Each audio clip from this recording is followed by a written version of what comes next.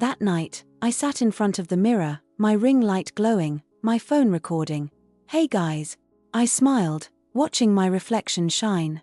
My skin looked perfect, smooth, fair, flawless. Comments flooded my screen. "You're glowing. Skin goals." But deep down, something felt wrong. My face was burning slightly, just a pinch, but I ignored it. I told myself beauty was pain. Everyone used this cream. I couldn't be the unlucky one. My best friend, BC, had told me, "Anita, this is your moment. Glow up or fade away." And I believed her. That night, as I rubbed the cream again, I whispered, "For beauty, for love, for fame." I didn't know those words would haunt me forever.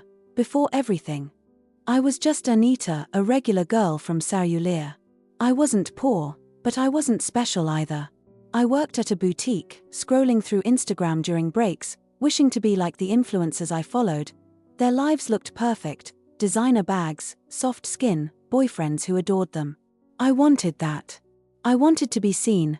At work, customers preferred my lighter-skinned colleague, Sade. "You're beautiful, but if you were fairer, you'd be fire," one guy joked. Everyone laughed. I didn't. That night, I stood in front of my bathroom mirror and whispered, "Maybe they're right." That's when I decided I'd change. For once, I'd be the one who gets noticed. BC was the first to tell me about it. "It's called Glow Essence," she said, lowering her voice. "It works in days, not weeks. My cousin uses it. She's now a model." I hesitated.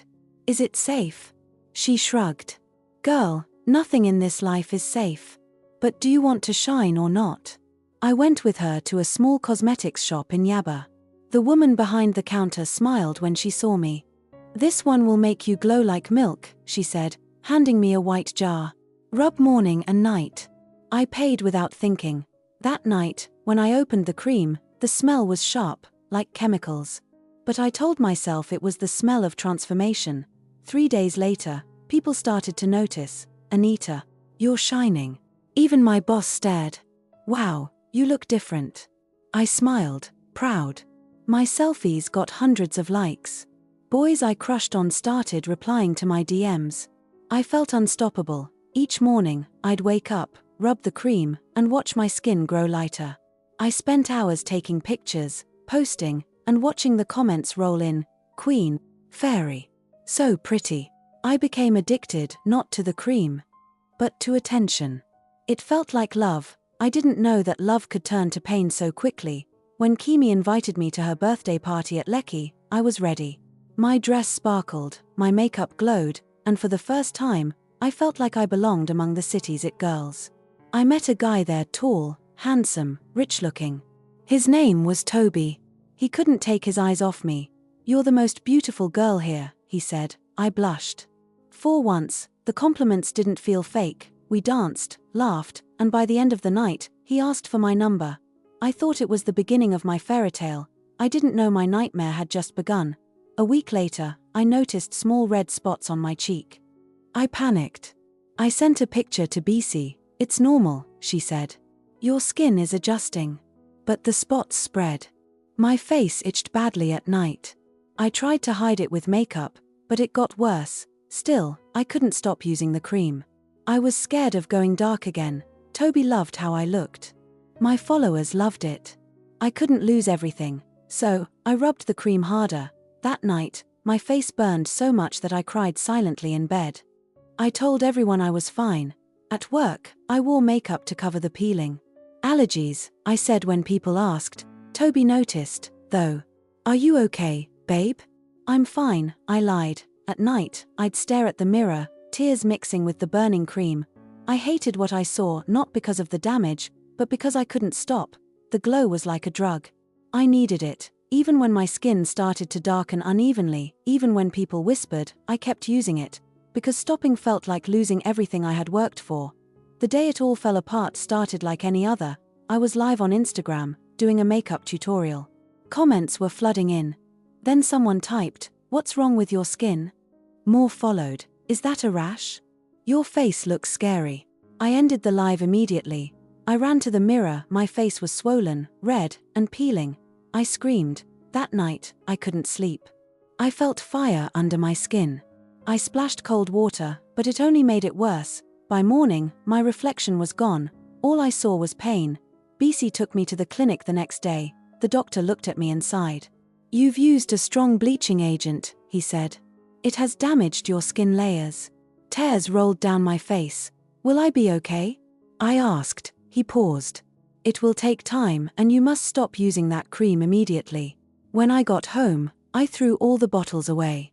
I sat on the floor, shaking. My phone kept buzzing. Toby, my followers, everyone. I turned it off. I couldn't let anyone see me like this.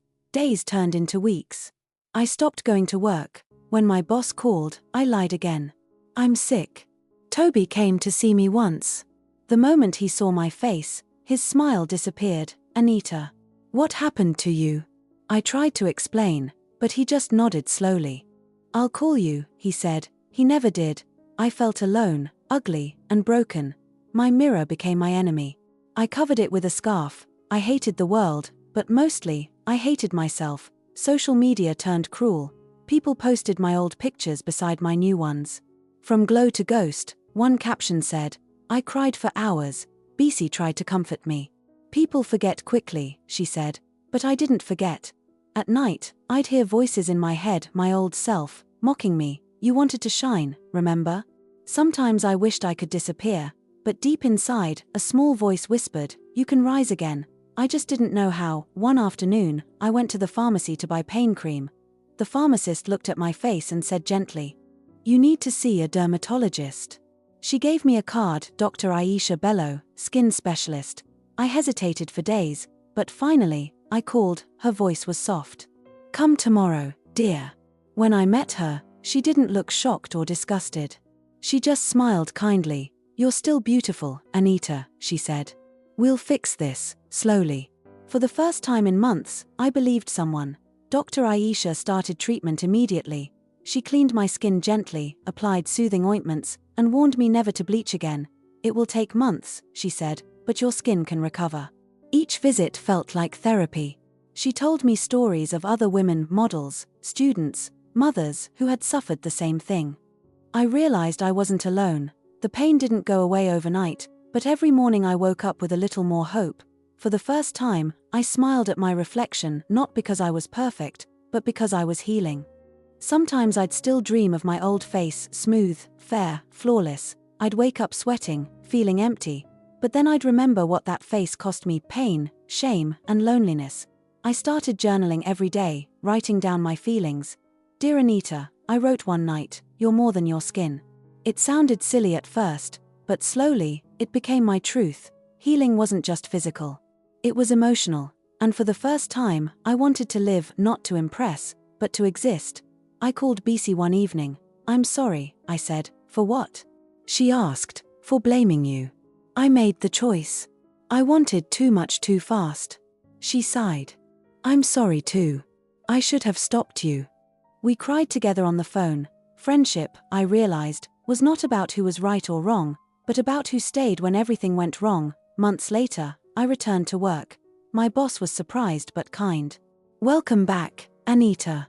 Some customers stared, some whispered, but I didn't care. I did my job quietly, confidently. Even Sade, who once mocked me, said, "You look happier." I smiled. I am.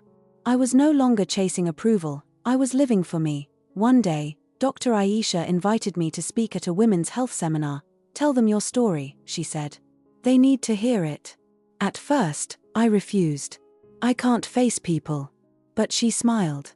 "That's how you heal completely, by helping others heal." So, I agreed. That night, I wrote down everything: the pain, the shame, the lessons. I was ready to speak my truth. The hall was filled with young women. My hands trembled as I took the microphone. "Hi, my name is Anita," I began, my voice shaking. "I wanted to be beautiful. But I almost lost my life trying." The room fell silent. I told them everything: the cream, the burns, the tears. When I finished, people stood and clapped. Some cried. At that moment, I knew my story wasn't a curse, it was my purpose. After the event, girls came to me for advice. One said, I was about to start bleaching too. But not anymore.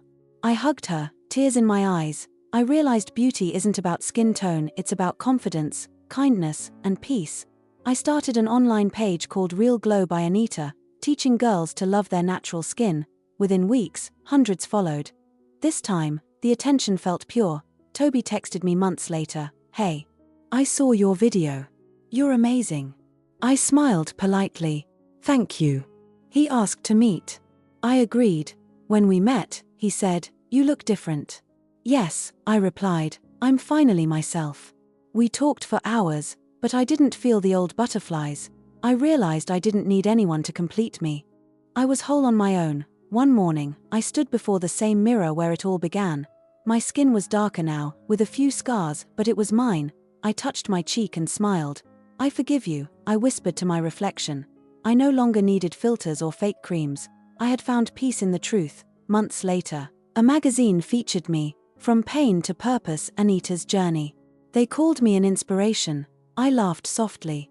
Me, the same girl who once hid from mirrors, but yes, I had turned my pain into power. I was finally proud of my story. Now, when I walk through Lagos streets, I see girls admiring my confidence, not my color. I tell them, your skin is not a mistake. It's your crown. Sometimes, at night, I think of the girl I used to be, lost, broken, desperate to shine. And I smile, because she didn't die. She transformed. Beauty didn't destroy me. Ignorance did. And now, I know the truth, the real glow comes from within. Thank you for watching this interesting story and drama. Please don't forget to like and subscribe to my YouTube channel and turn on the notifications bell so that you will be the first to get the notice for the next video. Thanks and God bless.